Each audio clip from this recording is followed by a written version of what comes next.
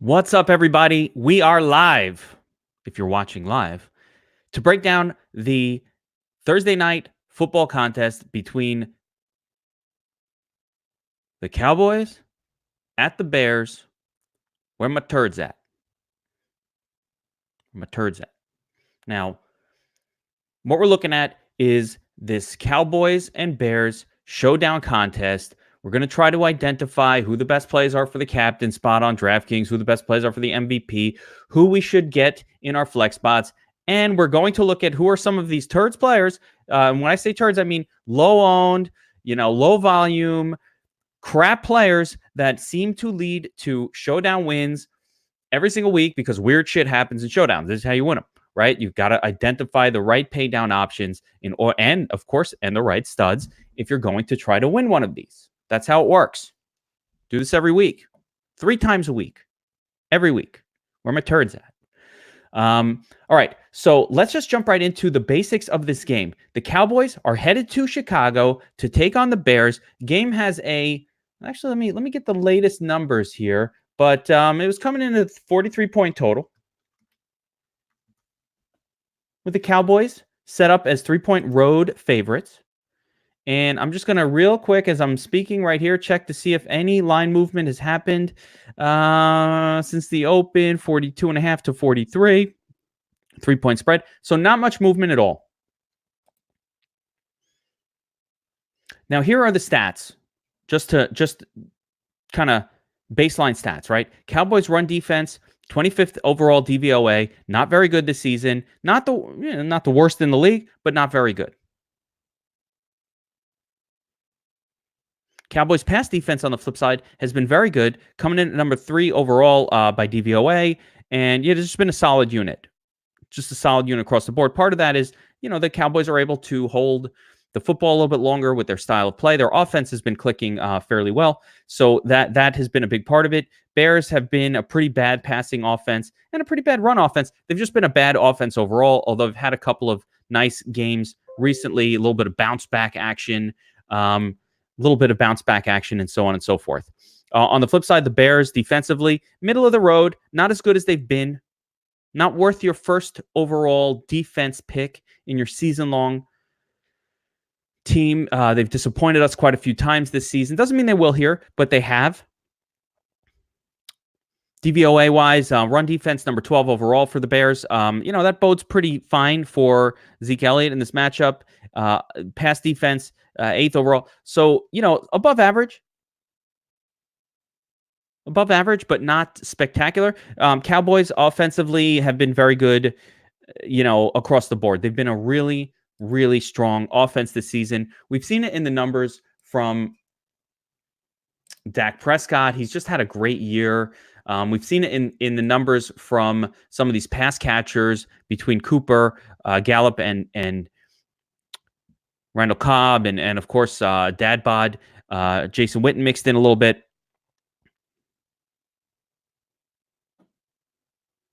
Been good stuff. So they've been a good offense, scoring a lot. The biggest sort of negative, I don't want to say negative, but the mediocrity in this offense has come from Zeke. And if you take a look at his returns, they've just not been spectacular. Last week, positive matchup against Buffalo. You would have thought a heavy run script. Dallas falls behind.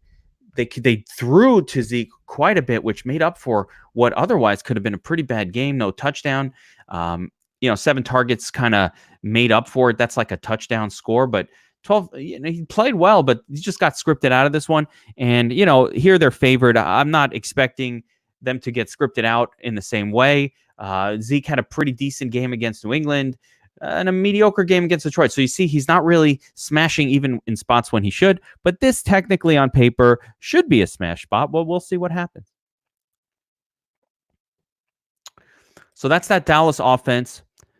We've got the Bears offense, been bad all year. Had a little bit of bounce back last week, Thursday. Both these teams coming off of Thursday games, which is cool because normally we get this Thursday game where the teams have only had a couple of days to prepare, and they kind of come in with a vanilla game plan, or they may rest guys who are a little bit more overworked.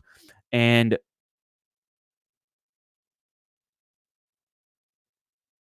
This isn't the case this week. Both of these teams have had a full sort of amount of rest between their last game. And so we'll go over all of that. Let's start with, I'm going to do it a little bit different this week. Let's just start with kind of going through the best plays on the slate across the board. Like, who are our best showdown picks? I like to do it team by team. So actually, let's continue to do that just so we can kind of break down each team individually and then kind of present an overall opinion on the slate. But I've looked into this one a lot.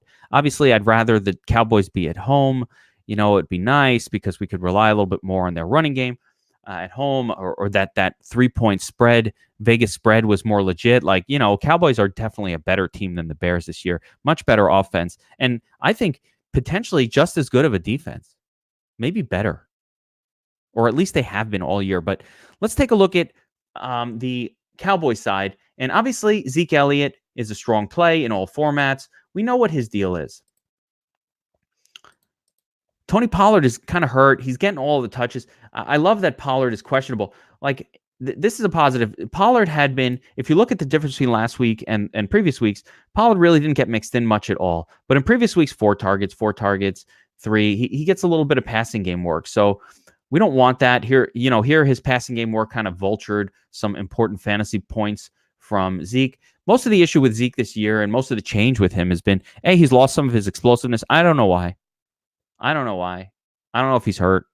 I don't think so. I just think, he kind of got fat on his big contract. And I just think he's having a little bit of, big money, lack of motivation. Maybe it's just random luck, variance. But he hasn't been his usual self. If you look at his average yards per carry, outside of last week against Buffalo, there've been a lot of these 2s and against very bad defensive run defenses, 2.4, not great. 3.8. This is a guy who would smash 5 yards per carry most of the time in the past, and he's just not putting up those 30s and those type of numbers that he had been. But I just think there's a little bit of noise in that, a little bit of variance in there. We'll get to the turds, guys. We'll get to them. We got to go through the non-turds first. And who are the players that we really want to mess around with on this Cowboys offense in the captain spot and in the flex spot? So Zeke Elliott,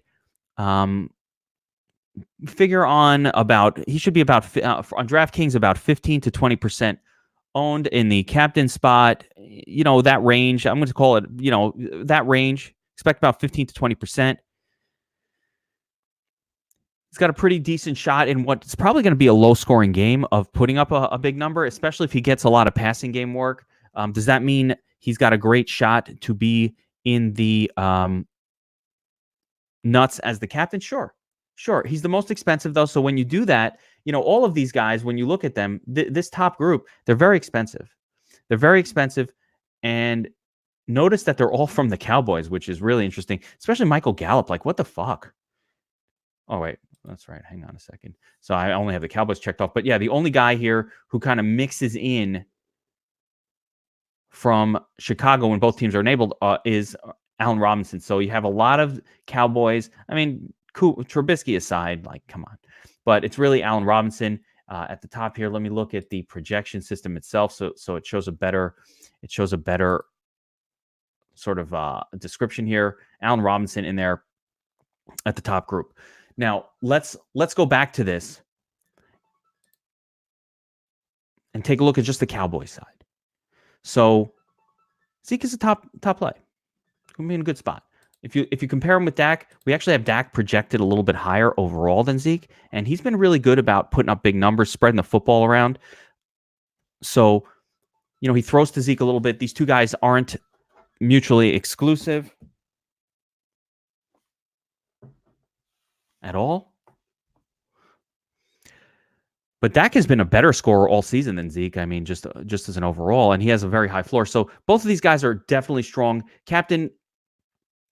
potential captain plays, and certainly even stronger flex plays if you can squeeze them into your lineups. I believe these two players are the two of the higher likelihood players to wind up as either, in the nuts lineup on this slate. Again, salary being set aside because salaries are very, very important. and key to pretty much everything we do. You can't quite fit.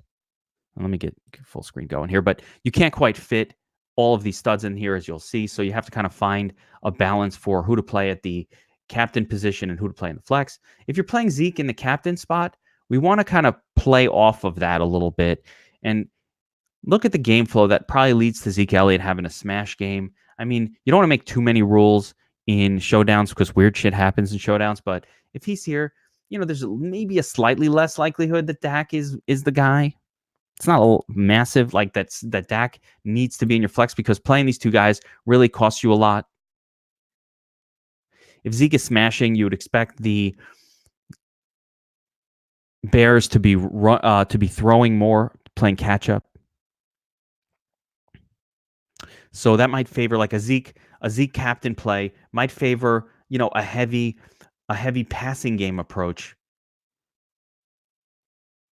from the Bears alongside maybe something like Cowboys defense. So you could do Zeke captain, kicker, Bears defense, and then kind of load up on the passing game options for the Bears. That's an approach that is interesting. You get Miller in here, you get Robinson, and then finish it out with Trubisky. It didn't quite fit, but you get the idea. This type of an approach, but that's just more of a game flow theory. So let's continue down the Cowboys offense. Who are they going to throw to? Dak Prescott doesn't run a ton. He runs a little bit. Sometimes he scores a touchdown. There's one. There's two. So he's run for touchdowns, but he's not a yardage guy. He's not going to run a lot. I mean, again, there was a big game, had a big run, but most of the time he's hanging out in this kind of very little low range. Not going to get a lot of scoring from him that way. He's been hitting over 300 yards. He's been throwing for a couple touchdowns. That's where this is where his productivity has been. He's just become a really, really good quarterback, which is awesome for Dak and for Giants fans. All right, continuing down this list. So who's he throwing to? He's throwing to Cooper, Gallup, and Cobb. Now, people are down on Cooper, but I think you don't want to. If Cooper's going to be low owned because people are down on him, you want to get all up in that. He's coming off an 11 target game. I get down this or that. 11 fucking targets. Normally, when you get Amari Cooper 11 targets, he's going to get closer to 35 points. So Amari Cooper is one of my favorite captain pivots this week. One of my favorites because, again, the sentiment is a little bit against him. He's had a couple of bad games. He's had some disappointments. I love that in a showdown. That's exactly what I'm looking for in a showdown, guys. This is what I want. I want the guy who should be very highly owned, but isn't. I give Cooper, outside of maybe Dak and Zeke, I'd have Cooper as the top potential raw scorer on this slate in a ceiling game. So, Zeke and Dak are like, their average puts them in the category of being one of the potential top scorers on the slate. Cooper, his ceiling is above both of those guys. And, this is a win the money play. And what I love about it is it's not a silly win the money play. It's not one of those plays where it's like, hey, I got to get silly and play Javon Wims at captain. No, this is a sharp play that not a lot of people are going to be on because people are stupid. I don't know. Cooper probably going to be less than 10% owned at captain. So definitely very playable there. I think people are going to naturally want to go to the other guys. Because you're going to want to save a little bit more than what Cooper saves you here. You can save a little more with Gallup and Cobb, and that's more exciting. What if Cobb has a big game, and he's done it once or twice this year where he's had these big games. There it is, couple big games. If Cobb does this, he's going to be the nut. So he's shown that, and there's another game where he had a big game. So he's shown at least 3 out of 13 games. About a 20% of the time, this guy can have a good enough score that he could be the nuts play. So, all right, play him. I mean, again, when you got this guy in here, you want to pretty much play Dak. Maybe play for a Zeke Elliott bad game, so you leave him off. Dak is throwing a Cobb. bring it back around with some of these other guys. So if Cobb is my captain, I have Dak in the lineup. Simple as that. If Cobb is going off, Dak is probably throwing to other guys too. He's not going to just throw it to Cobb. So there's a good chance he's throwing to other guys too. And I get Dak in here, and I probably want a second guy like a Gallup or a Cooper or whatever. Maybe a cheaper guy like Gallup, though. That's fine. Or Jason Witten had the big game last week. All good. All good. He's turd. These guys are not turds. These guys are solid plays. And now we fill it up with, we always got to find a salary saver and then some, players from the other team. I think you definitely do want players from both teams here this week. So it's not, I keep trying to do this with the players not enabled, but, kind of bring it back around like that. Got 1K left. You can change it. Defense, whatever. So Cobb in play, has a couple of big games this year. More of a turd than somebody I want to build a lineup around, but nonetheless, he gets some volume. Sometimes he has low volume. The floor can be very low, but even in a bad game last week, he had pretty good, 8.3. I'll take that. That was fine. He's been pretty good for the last few weeks. So Randall Cobb definitely in play here. He's got terrible coverage. Let's see here. Yeah, here we go. He's going to see Buster Skrine quite a bit in coverage. That's a very beatable type of coverage. I don't know if this is relevant, but Randall Cobb is kind of like brought up in this NFC North environment, cold. He's been with the Packers for all those years. I think he'll feel very comfortable at the Bears. I think that's going to be a comfort for him.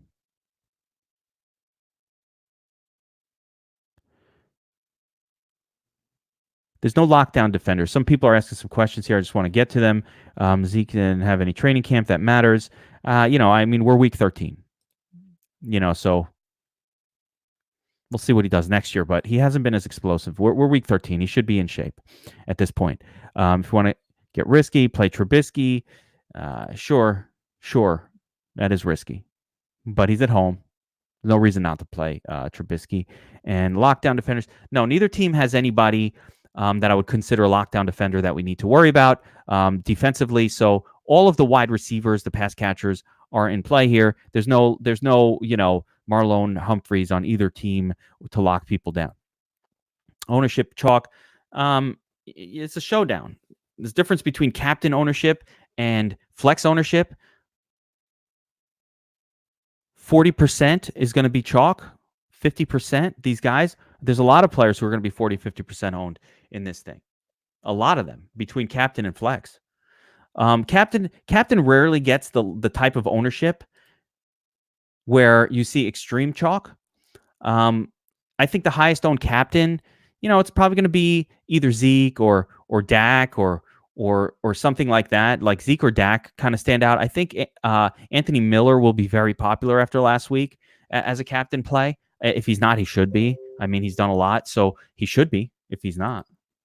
But usually we get much tighter ownership on FanDuel at the MVP spot because there's just fewer paths to a big game on FanDuel. The way that their scoring is, we can get there are names that we could put in captain. But again, let me finish this breakdown of the Eagles, and we'll do the Chicago, and then we'll talk about some of that. So, but it's totally different on FanDuel. You have different players that shine. So again, going back to Dallas, where are my turds at, right? We got through the main guys. We've got Jason Witten at tight end. He had a big game last week, 8 targets, caught a touchdown. He's always in play for this type of a game. Always. Chicago, not that great against tight ends. I love Jason Witten. Very good play, very strong. Even a reasonable floor here, I think. He gets passes every week. He doesn't have a lot of super duds. He's putting up 10 points, 8 points. This guy's been strong all year. I get he's old. Who gives a shit? He's been putting up good numbers. The guy that I'm less excited about is Blake Jarwin. Sure, he had a couple targets last week. I think he's had a couple touchdowns this season, but he's just not out there on most of the plays. He's running plays like now. Let me get a little detail here. Okay, get a little detail going. But here's how it works. Jarwin's going to be out there in 2 tight end sets. When do they use that? A lot of times they're going to want to use it if they're coming with a run-heavy game plan, or if the opposing team has a ferocious pass rush. Now, it's possible that the Bears bring kind of a ferocious pass rush. See a little more Jarwin. See a little more just general running formations from the Cowboys than what you might always see. But it's also possible that the Cowboys kind of spread them out, and the Bears actually have not been a ferocious pass rush type of team, and so the Cowboys come out and do their normal thing, which is a 3 wide. That'll have Randall Cobb out on the field a lot more. If they go with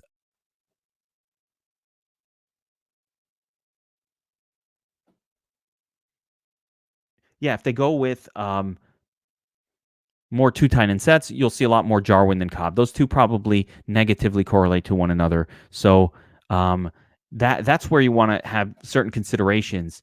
And maybe if you want to play Zeke heavy, maybe you could put a little Jarwin in there, sort of as the, hey, if they're smash mouth running it, this will be a guy that's out there. He'll be kind of the guy that in the 2 tight end set at the goal line, when you're hoping for Zeke to smash one into the end zone, they kind of toss it to Jarwin. He gets that cheapie or Jason Witten. So there's that. My turds. What about the turds, Geek? All right, so the best plays on Chicago, it's really going to be the kicker. I mean, Witten is kind of turdly in his salary level. Cowboys defense and Brett Maher, the kicker. There's very little going on down here. Again, we talked about Blake Jarwin. You can take a shot with Tavon Austin. He's done nothing all season. He tends to have one good game every year. There it was, the Jets game. Okay. We saw it. But he does nothing all year. So this is a supreme kind of turd situation. We know he's an explosive player. We know he's had like times where he's won you a showdown in the past. But, don't go crazy with this. This is like, if you're making 150, get like 3 or 4 lineups that with Tavon Austin, and just in case he does that. But his chance of having a big game and being valuable, I mean, look at it. His chance is, it's like less than 1%. That doesn't mean it's a 0. It's better than 0, but it's like 1%. And the main reason he's not out there. Now, if Amari Cooper comes out of the game, if he's hurt, like that could happen. All right, you want a scenario where this turd becomes valuable.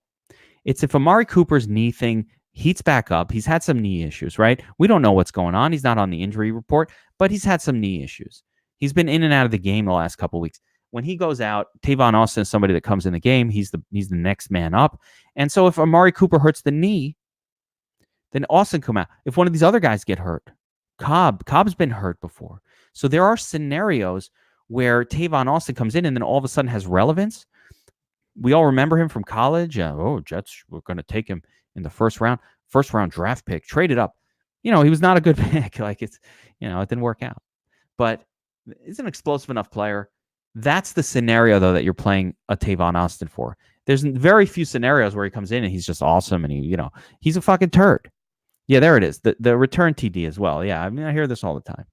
Yeah, he can return one. Sure. What are the chances? They're pretty low. Like, they're like 1% or 3%. That's the kind of exposure you want to a guy like that. Like, very low. Okay, no one else here is even interesting. So that's it. Like Jamili Olazawe, no. Jamize Olawe, no. There's no one else. Dalton Schultz, no. No one else. That's it. So our turds are really, it's Jarwin, Austin, not so great. I don't love either guy. I could see either one of them kind of miracling into a touchdown of some sort. I also think, it's not even that good of a price. Like, what are the chances Blake Jarwin outscores Brett Maher? Brett Maher kicks, 2 field goals and an extra point or 2, and he's at 10 points. This guy needs to score a touchdown and then something to match it. Like, he needs a long touchdown. He needs to catch like a 30-yard touchdown and 10, 11 points, and then he's just matching the kicker. So these aren't like great spots by any means. I think Cowboys defense is definitely in play. They've been pretty decent. They've had some good games. Not, here's an 18 and a 15 and a 12 and 11. So they've hit double digits against bad offenses. They're playing against a bad offense. Why can't they hit a double digit score? It could happen. Steve is asking, is it a good idea? Yes, it is a good idea. You're trying to be unique with your lineup. Look, you're competing for 117,647. Too many people attack this kind of a contest with the idea of trying to hit min cash, you will never win doing that. You have to attack with the idea of I'm putting in a lineup to try to win this. And part of that is I need to be unique. I want to be different. Is it plausible that like guys like, I mean, there aren't so many values. We'll kick in the Chicago side. But when you're talking about leaving money on the table, there aren't so many values here that are going to kind of allow for that. But at the same time, there are some scripts, defenses and kickers, and not Taylor Gabriel, that's for sure. But there are some scripts where, sure, it's just a shitty, low-scoring game. It's Thursday night. Is it impossible that, something crazy happens and all these fucking turds do it? I mean, it's not likely, but you could do something like this with all these cheapos and then, make a switch here or there and still leave plenty of money on the table. What if Tariq Cohen's the top-scoring player? So speaking of him, No. Am I going to be on Olawale? No. Is he a possible miracle touchdown turd? Sure, but even worse than Tavon Austin. Yeah. John is saying you got to MM. Of course you have to MME this thing. What do you think? You're going to pick out the winning lineup in one against 117,000 people with this tiny player pool? Hell yeah, you got to MME it if you want to win this shit. If you want to play in a different type of contest where you don't have to throw a lot of shit against the wall, sure. We don't deal with turds in those contests. You can play in a 50-50. You can play a high floor lineup. We'll talk about that.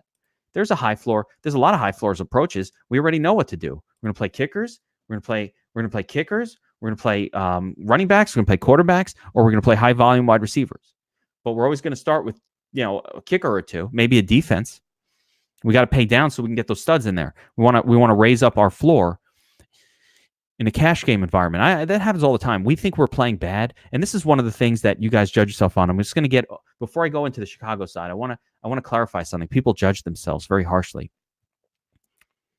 when they can't be profitable in a contest like the one that's on my screen here. You should not judge yourself based on that. You have to be 0.001%. If you play these for a couple of years and you finally win one, you're pretty good. Like, you beat the odds. Like 2 seasons worth and you won one. You're amazing at this. You crush the odds. The fact that we have DFS Army members using our tools and, winning these every single week is a testament to the tools and projections and all that. But it's not the same person every week. Even that, it could be like twice a season. These are hard to win. You're going up against a lot of people, especially to scoop one solo. You're going up against a lot of people. It's 117,000 other entries. Probabilities are not on your side here. And the problem with this is if you just finish top 20% or top 10%, you're not even 2xing your money. It's not like you're getting 5x like a quintuple up like you should for a top 20% lineup. Then you be feeling great about yourself. You get 1.5x for that one lineup, and then the other 4 that didn't make it, you lost a shitload of money. That's why you lose money in these until you win one. Don't judge yourself based on that. Make a lineup in a smaller contest and judge yourself based on that. Make a lineup in a 50-50 and judge yourself based on, can I cash in these 50-50s more than half the time? That's what it is. That doesn't mean you're not going to cash in them 100% of the time.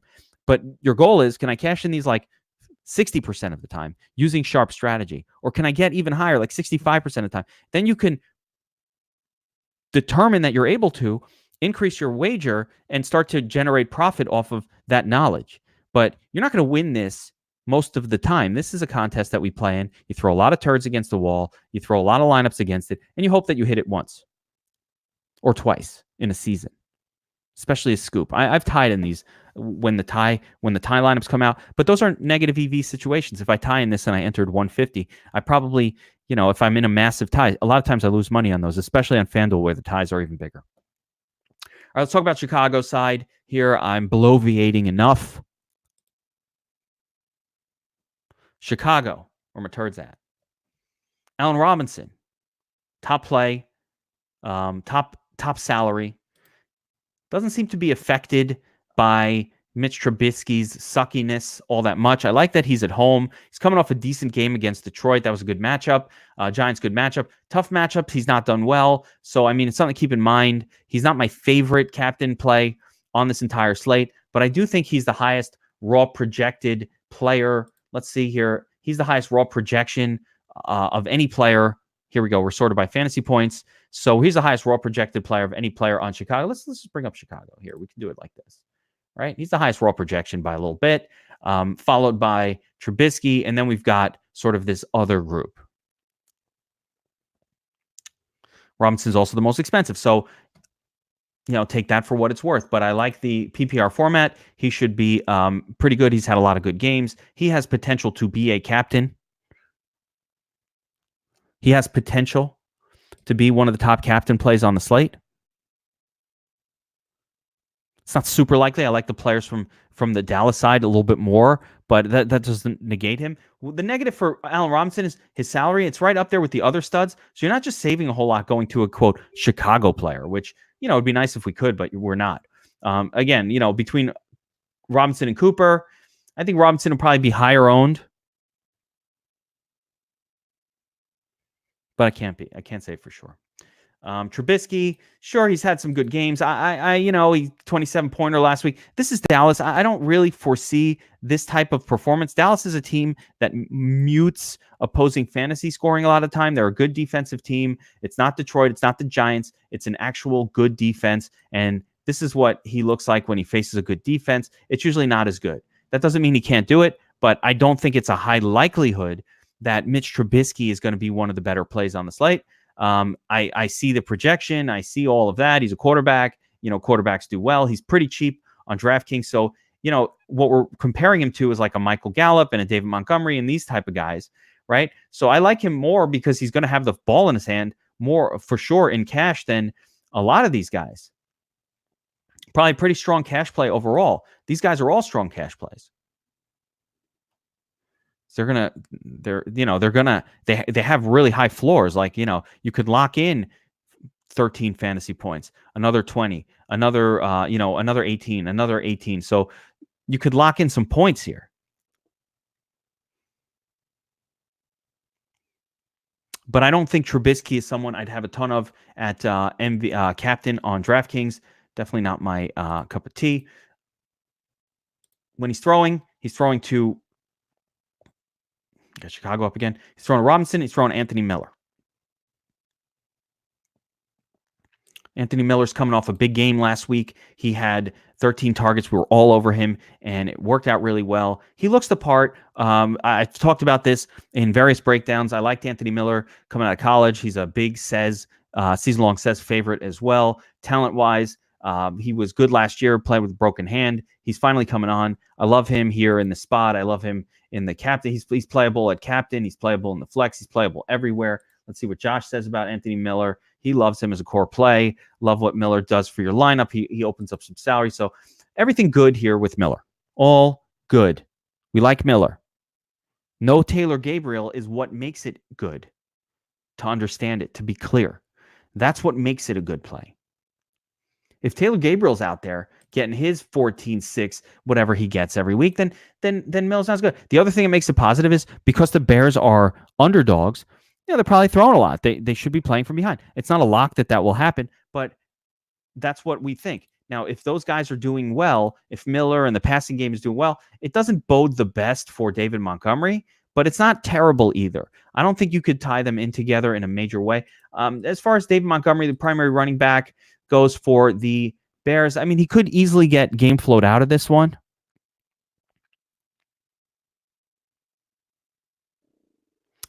Could easily get game flowed out of it if the Bears fall behind really early. But no matter what happens, when they're on the goal line, there's a good shot they're going to hand it to him once or twice. So there's a very good chance if the Bears offense is just being competent at all, that this guy will get a couple shots at a touchdown. We'll see if he scores one.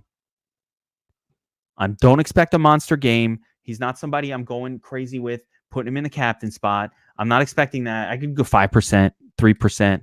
Let's see here. David Montgomery. So Josh has him a little bit higher. Talking about a weak Dallas rush defense.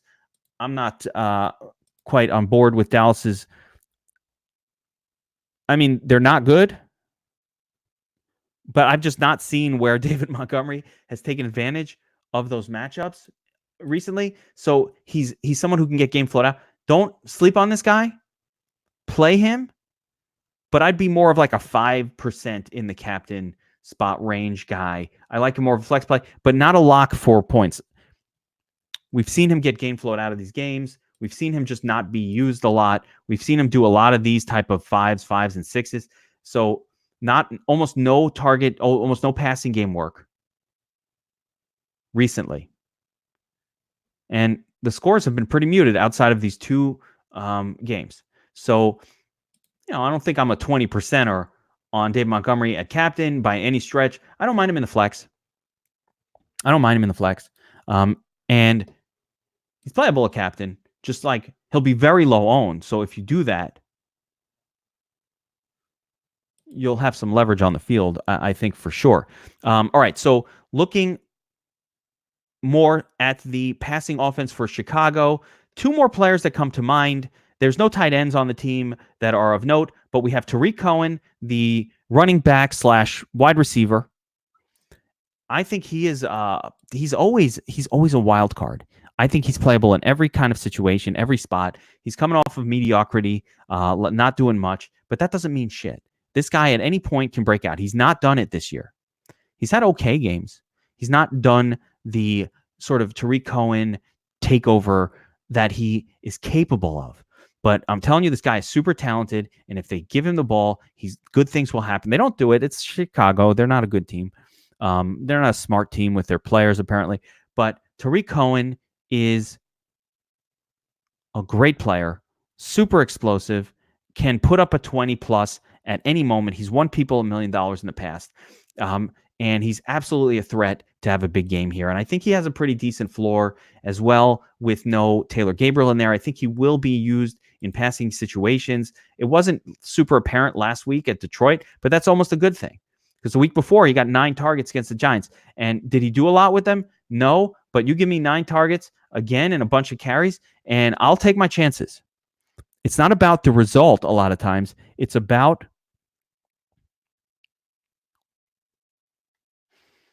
the volume. The volume will lead to the result. Now, the final player that is of interest, I mean, there's really two. Javon Weems and Cordero Patterson. Now, Javon Wims, he had the 5 targets last week. This is the guy who's kind of playing for Taylor Gabriel. Come off a 5-target game. He's going to be very popular. I think somebody in chat here is talking about Weems, core and Weems load up and this and that. This is very similar to the Olabisi play from the last slate. Weems is going to be out there a lot. He got 5 of these. He had 6 targets last week at Detroit. He's the third guy. He's cheap. You play some. But he hasn't shown that he can have a big game. I mean, that's never happened. He did have a great preseason. He's known as a preseason star. That's why we like him. He was a guy that we were playing in preseason DFS, and he delivered. So he does have some talent. But, he is who he is. Don't go crazy with it. The other guy's Cordero Patterson. Now, he hasn't done shit, but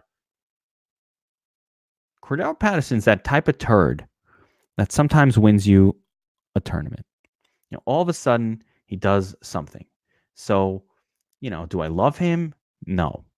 But at 400, if he replicates the performance against New Orleans, gets a rushing play, gets a gadget play drawn up for him, it's absolutely positive. Very similar to Tavon Austin. $400. Make a couple lineups with this guy, guys. Don't go crazy.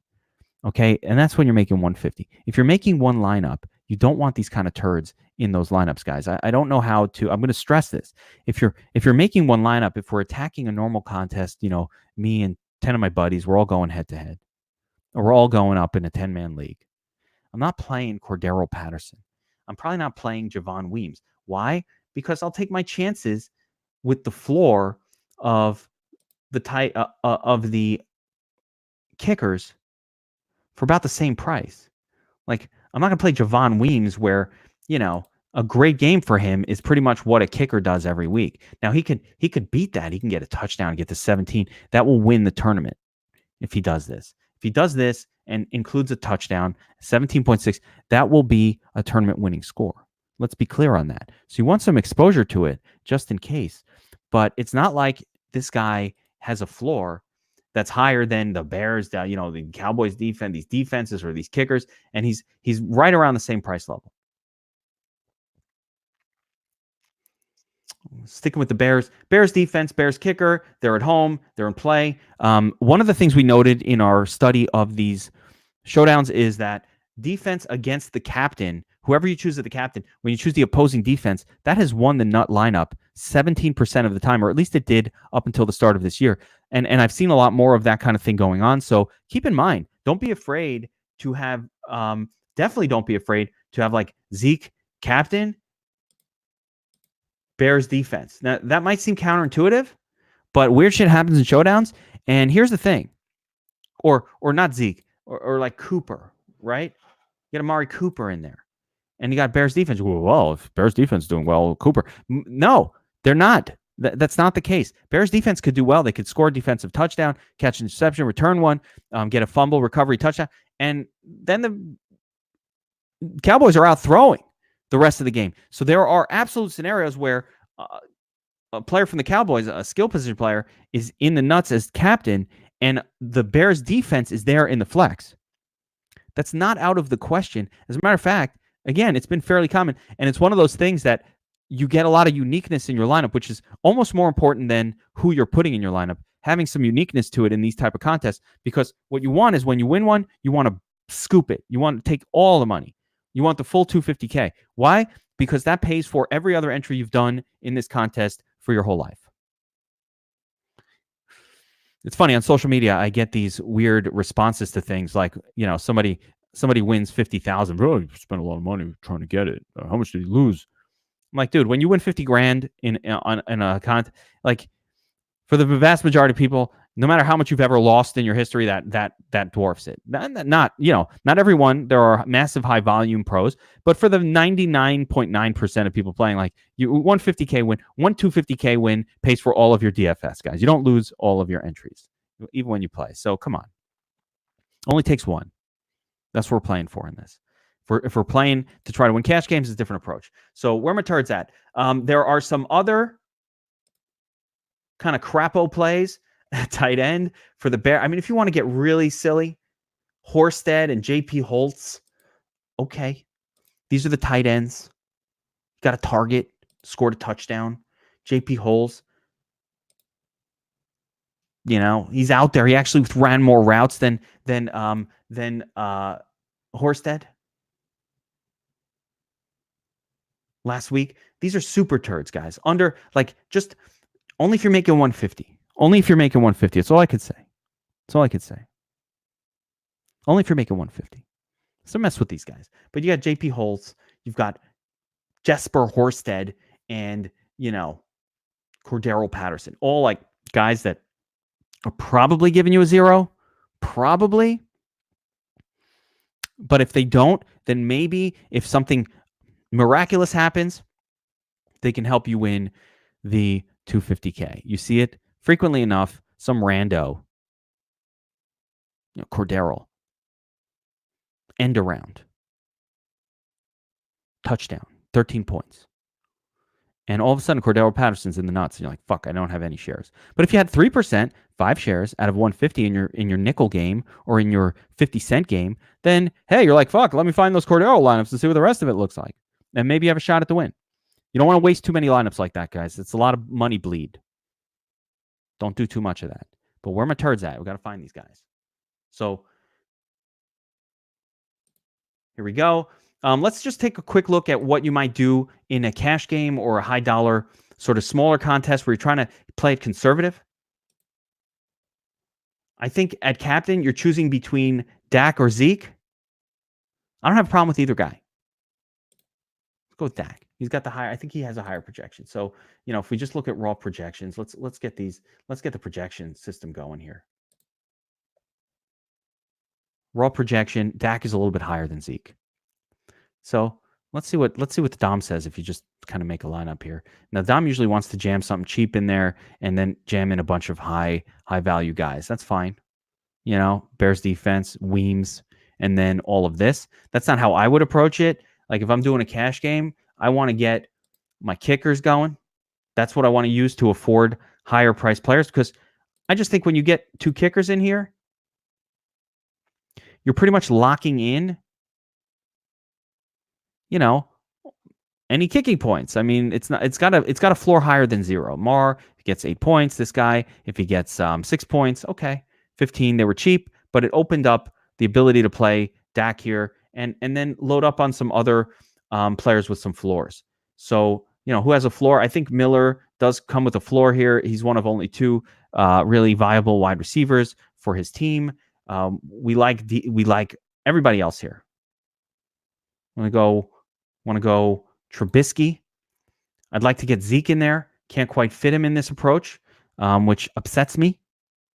But that's where we try to figure out little things. We either have to go Zeke in here and then switch one of these spots. Go to Weems, and then something like that. This could work. You got Zeke, Dak, Trubisky, Miller, Weems, and Pinero. That works. That could be like a cash game approach. Now, why is this a cash game approach? Floor. Zeke is going to get the football 20 to 25 touches in this game. Trubisky is going to have the football in his hand every single play for his team. Miller is coming off a high target share affair. I mean, I could see getting off of Miller, going on to like a defense, and then upgrading somewhere else, like going to Jason Witten. But those are the decisions you guys have to make. Maybe you can then go to a better kicker here with Mar. So, these are other ways of approaching it. But what we want is floor in our cash game. Let your opponent make mistakes. Let your opponent play the fucking turds. Go up against someone who played Javon Weems, or Weems isn't even that bad, but like go up against someone else who played Cordero Patterson or one of these other turds or one of these shitty tight ends.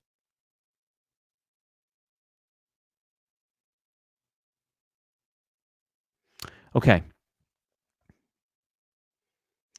Let's jump over to FanDuel real quick, and we'll get kind of a different view of this from the FanDuel perspective. Here's Josh's notes for FanDuel. Josh has a very tight MVP proposed core of Zeke, Dak, and Trubisky. It's fine. FanDuel is much more important to set rules and understand rules, because scoring on FanDuel is kind of more predictable in some ways, less predictable in other ways, but more predictable in some ways. So, if Zeke Elliott is going to be beasting to the point where he's the highest scorer on the slate, we can surmise some things from that. Possibly we could surmise that maybe paying all the way up for Dak in the same lineup together, it could work. Actually, I'm not going to make a rule like that. It could work. Dak can throw to Zeke for a touchdown, and that would sort of create a situation where Zeke and Dak are in the nuts lineup together potentially.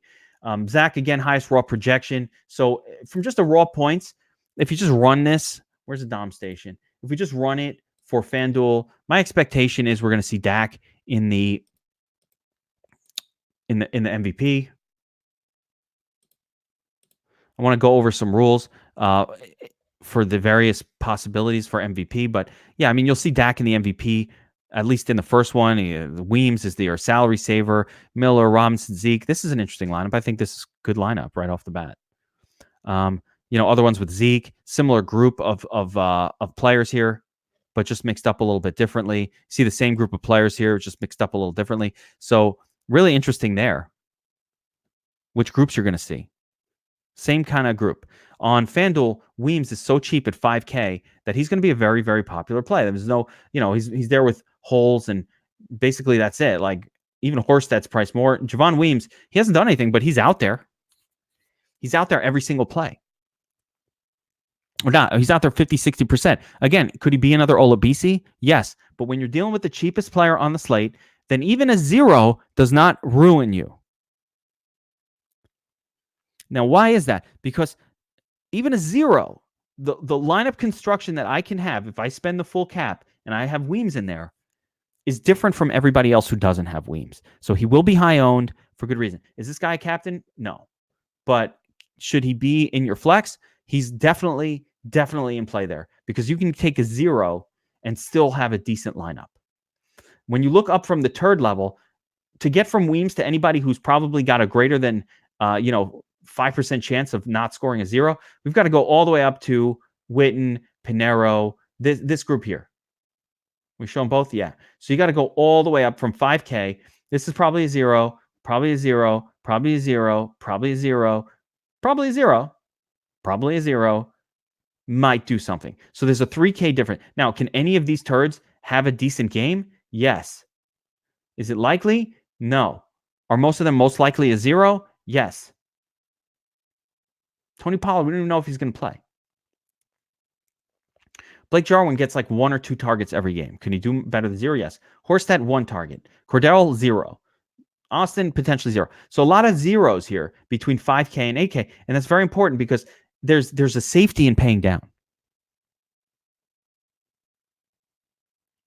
There's safety in paying down. Okay, so that's my turds, right? Now, some guys that who are cheap that I like, I always like the kickers, as you know. Not as much on FanDuel, but playable.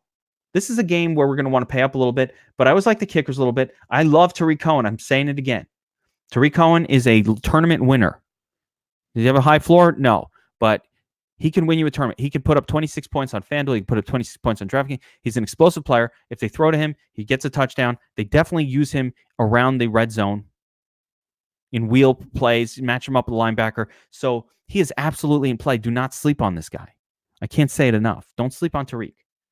He's not a floor guy. I don't know if I'd use him in a cash game or like a high dollar. I might. He has some floor, but I don't know. But I definitely like him as a potential tournament winner in the flex. Is he a captain? Is he an MVP? Yeah, 2%. Low ownership. He could do it. He could get there. If he's doing it, there's a good chance Mitch Trubisky's having a good game. So I want to pair him up with Trubisky. I consider him a pass catcher. And that brings me back to potential MVPs in the cheat sheet. If I'm using Trubisky at the MVP, if he is going to be... Now, he runs a little bit. He can get there with the legs. He can run one in for a touchdown. He has some things that he does. Doesn't do it a lot, but he has some things that he does that potentially could get him to being the MVP without like a ton of players around him going off. But if he's going off, I want probably at least one and maybe two, probably two of his pass catchers, including Tariq Cohen, in the lineup. So if he is putting up the nut score, that means he's outscoring Zeke, he's outscoring Dak, he's outscoring Cooper, he's outscoring Allen Robinson, all these other guys. These other guys are probably having a decent game too. So with Trubisky, my rule is stack with at least two of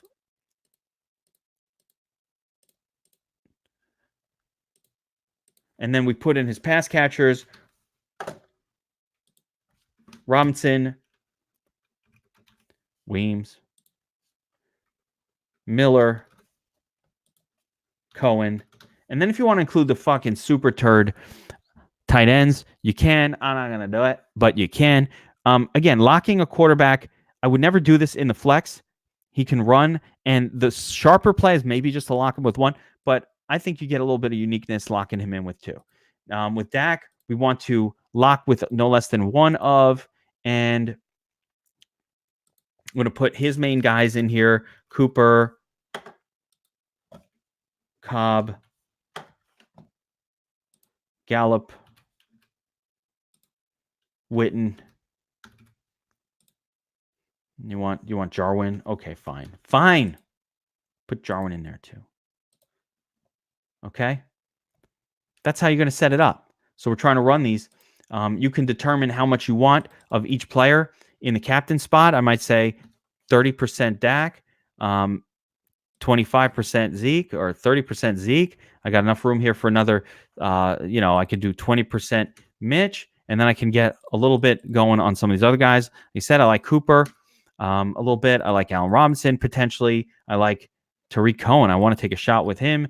And so, you got 30, 60, 80, 90, 95. Let the tool do the rest. If Allen Robinson, you want rules for Allen Robinson. If Allen is captain MVP, no less than one of, I might do no more than, or exactly one of Trubisky. I want Trubisky in there potentially. I don't know that that's a must. He's so fucking expensive. I'm actually not going to make that rule. You know what? I'm not even making that. Trubisky's crazy expensive on FanDuel. I don't want too much of him.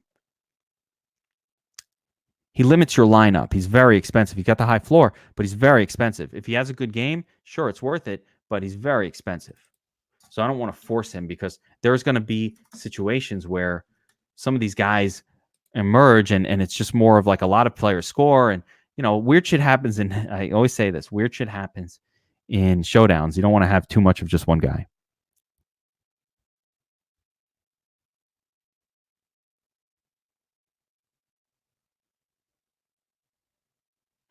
Okay, so if you start to look at how these lineups come together, here's an Elliott, Weems, Miller, Allen Robinson, Dak Prescott. Again, this is a potential cash lineup, in my opinion.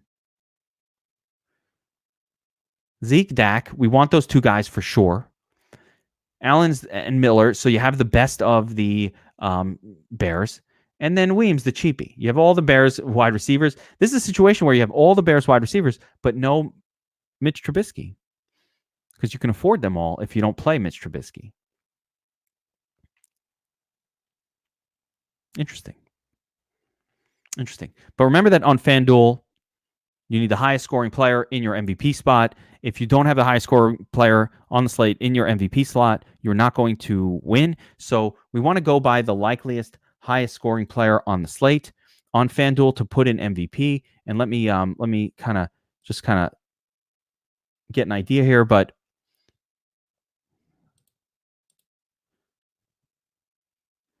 it's Zeke, it's Dak. I'd put Amari Cooper in this mix a lot higher than I think what other people might think. I'm going to go 10% Cooper. I really like the low ownership that we're likely to get on him. So I like Amari Cooper. He has these explosive games once in a while. I put up a 40-pointer. And again, if Cooper's in there as our MVP, I want exactly one of Dak. Because if Cooper's doing what he do, then Dak probably is going off. Now, this will probably negate Zeke Elliott from being in that lineup, but I don't give a shit. Let's look at when we run this, what some Amari Cooper lineups look like. We'll get Cooper at the MVP. We'll get Dak in the flex, and let's see what else goes in there because we don't want to mess too much with it. There is an argument to be said that if Amari Cooper is the captain, then we probably don't want Michael Gallup. So let's see if Gallup shows up in any of these lineups because that's a potential rule I might add. Actually, I will do that. And Amari Cooper, then exactly 0 of Gallup and Cobb. Now, why? Because on FanDuel, if Cooper is the MVP and Gallup and Cobb are also having good enough games to justify their score, then it will actually be, it's more likely to be Dak that is the MVP. So this type of construction is really interesting. I love this kind of rule because it's just the math. If Cooper is going off and Dak is with him, wouldn't Dak be the MVP if also Gallup and Cobb are going off? So yes, he would be.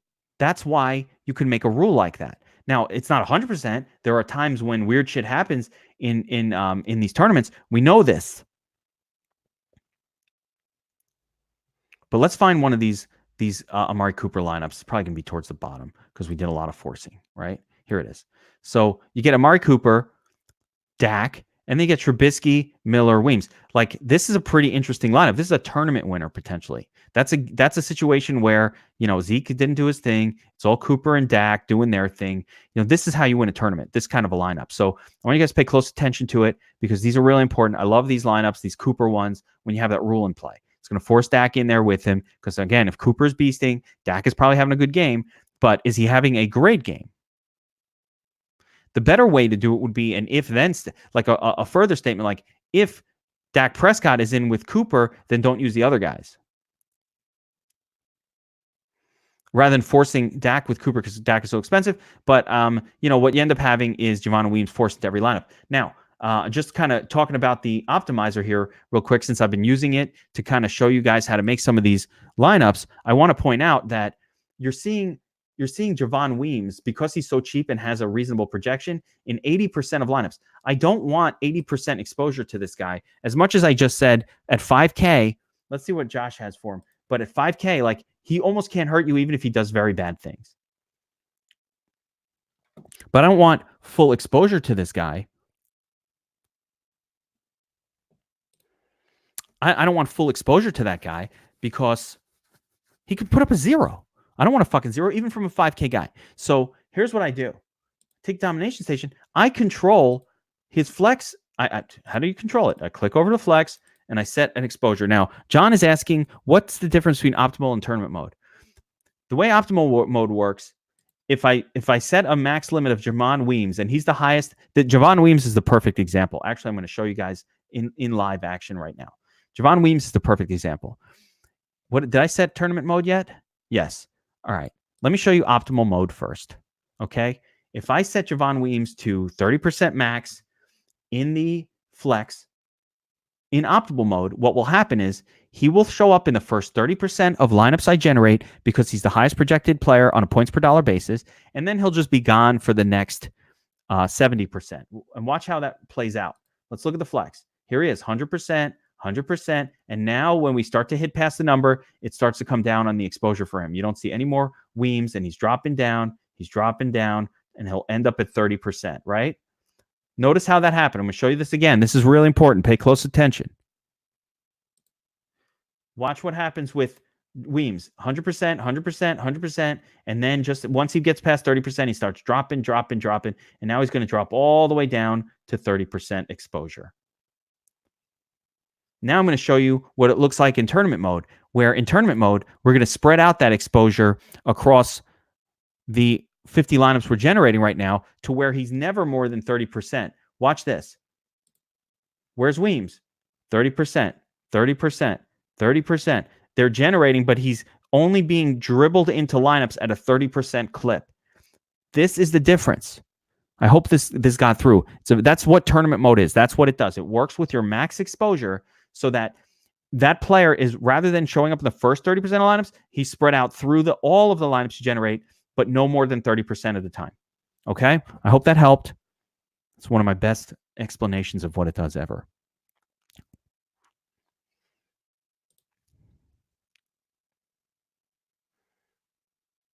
I don't even know what this question is, Ricky Gordon. I don't know what that is. What are you asking? What will my turds do, Uncle Krieger? We've got some turds. We've identified a few.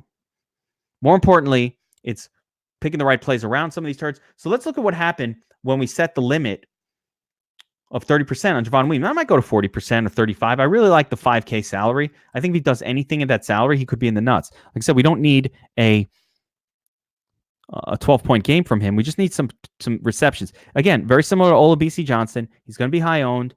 Let's see about ownership.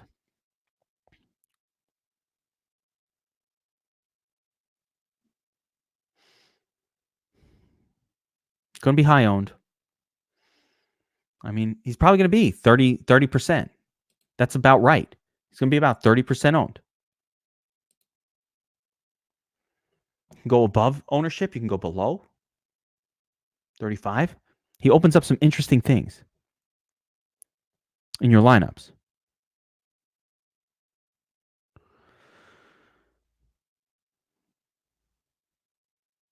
I might use him in cash. I think that there is merit to punting that one spot and just loading up on stars.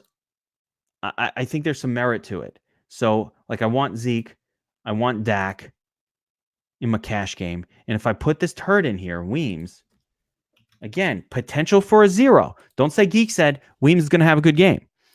He's got a 0 potential, but at least you're paying the cheapest price for the 0. It's kind of like when we punt a tight end on a main slate, where it's like, all right, he's 2,500, Tyler Higbee.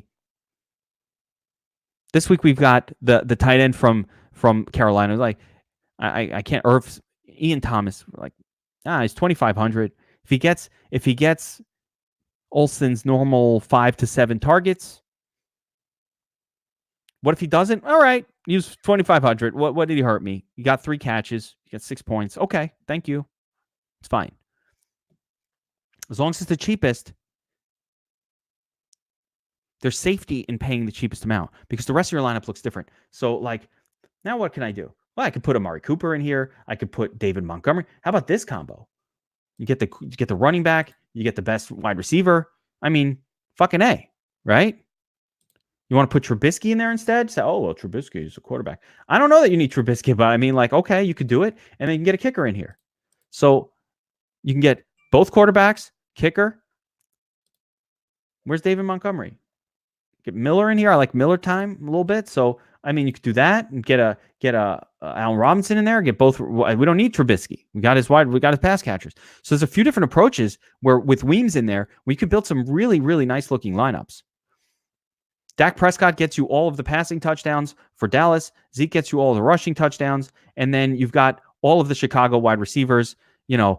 I'd like to see the Montgomery, but he fucking sucks. But I mean, I kind of would like to see Montgomery in there as the goal line back, just in case those touchdowns happen. You can do Montgomery Cooper. You can do something different. You can do Robinson, Miller, get all those. The other approach to cash would be going a little bit more middling, taking even somebody like Witten, who can score a touchdown for real and has a great matchup. Love Witten. If I'm doing that, then I can absolutely kind of fit in Gallup and Montgomery, or Miller and Montgomery. This is a really interesting cash lineup too. Now Miller can get you 0 though. I mean, you can also go a little cheaper, kicker and and a running back. Do I love Montgomery? Do I love him? No. Does he have these terrible games? Yes, but he's going to get run at the goal line if they get there. Ricky's asking me about Russell Wilson and Dak, so this is more of a full. I'm assuming this is a season-long question for your playoffs, and I would need to look and see who Seattle's playing this week. I don't know. Who are they playing?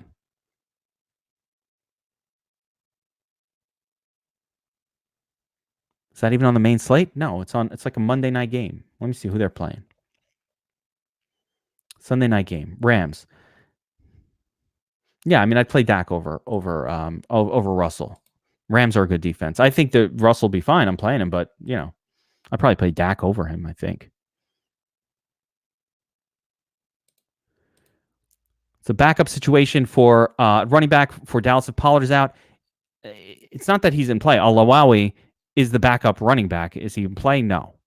He's a super turd, 2% ownership. Could he sneak into the end zone? Of course, anything can happen. Weird shit happens in showdowns. But, no. In play, what does that mean? He's never had a carry.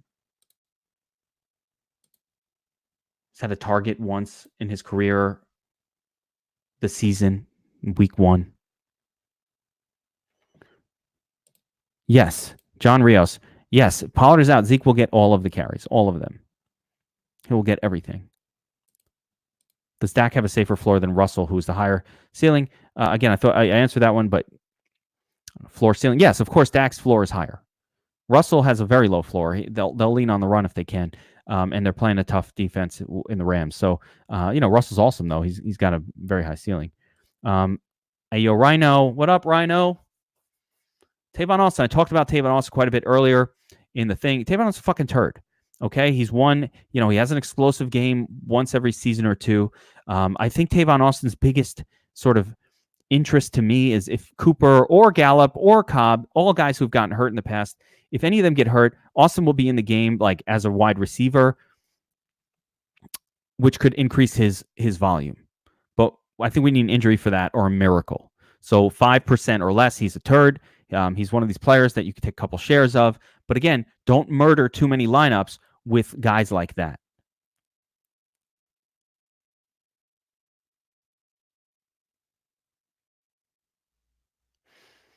That's it. That's it for this one, guys. Where my turds at? I'm working on those t-shirts. Next time we're gonna start doing competitions. And we'll do you guys want to do a like where my turds at, like, viewer contest? We can make a 25-person DraftKings contest or a 50-man and just put it in the comments next time. If you want to do that, drop me a note, hit us a comment, let me know, and I can start putting together like a smaller contest for the watchers of the video, DFS Army members. Of course, as always, I forget to say it, and I'm supposed to like and subscribe to the channel if you're watching this. If you want more videos like this, you want to get game breakdowns, we have a lot of free videos and a lot of free DFS information on the DFS Army channel. Lots of subscriber only stuff. Most of our shit you guys are not able to see. Only our subscribers. I'm in Slack answering questions. We do all that shit. Our notes, the notes that you saw briefly here, we do that for every slate, every sport. But the t-shirts coming, Michael, right? But I want to do giveaways. Maybe as the like the viewer contest. We have a pretty cool where my turds at shirt design. I got to get that going. I got to talk to Josh again and kind of figure out what the hell we were doing with that. But if we can, we'll make a little contest to win them. I don't like selling t-shirts because I don't like sending them out. I don't want to sell them. I just want to send one out when you win one. I'd rather do that. I don't like, I don't want you to have to buy it. I want you to win it. All right, so next time we do a Where Are My Turds At, I'm going to try to get a contest prepared in advance, and I'll put it in the comments section so you guys can join and play against each other, play against me, and practice building a lineup, not to try to win against 167,572 other people, but rather building a lineup to try to beat the top half of a league, 50%, to try to finish, like that, to where you don't have to be perfect. You don't have to choose too many turds. You just want to build a smart, high floor lineup. That's really, really important. That's the bread and butter of DFS. Attacking these tournaments, trying to win them, they're super fun. That's where the big bucks are at. I get it. But the way you stay in the game is by making a cash lineup, making a sharp tournament lineup. Doesn't have to be crazy, doesn't have to be perfect. You see a lot of guys that are doing this. They eventually do high dollar versions. Once you feel comfortable with it, you go from the $5 30 man to the $300 30 man. And when you win it, you win $3,000. That's how you make money at DFS. Ben's asking me if I play Thursday through Monday. Very rarely. I very rarely play that slate. I'm not researched enough. I used to, when I have time, I'll set up a cash game / main lineup that I just leave blank, and then I'll fill it in later and hopefully let all the people kind of like churn themselves out on the Thursday night game, kind of like chasing because they're watching it. And I'll just wait until Sunday where I have more information to build a lineup. The reason I don't like to use the players from Thursday is because when you do that, and you're building that Sunday lineup, you already have constraints on you. Some players that played and, maybe they did. Like, let me take a quick look. But if we look at the Thursday, like I could see an Anthony Miller being a playable guy on a main slate if his price is right. I don't know. I haven't looked at it. Let's see here. Thursday through Monday. I never play the slate, but I mean, it's a good slate to play. I just never do. But like if there was like a player like a Miller who was cheap enough,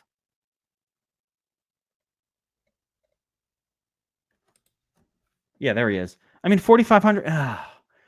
It's bordering on the edge of even cheap. He's probably the cheapest viable player on this entire slate. But I mean, yeah, I think that's the guy in this game that you might consider.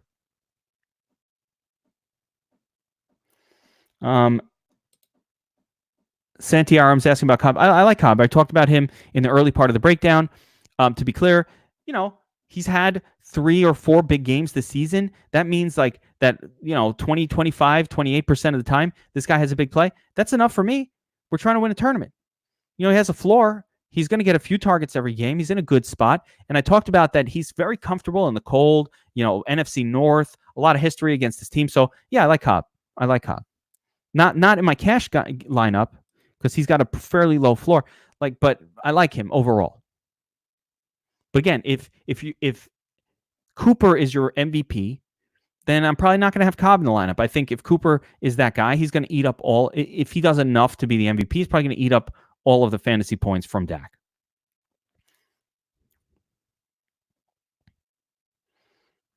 For those of you hanging out in the chat, James Joseph is about to tell a story about meeting Walter Payton, one of the great ones. So, enjoy the chat.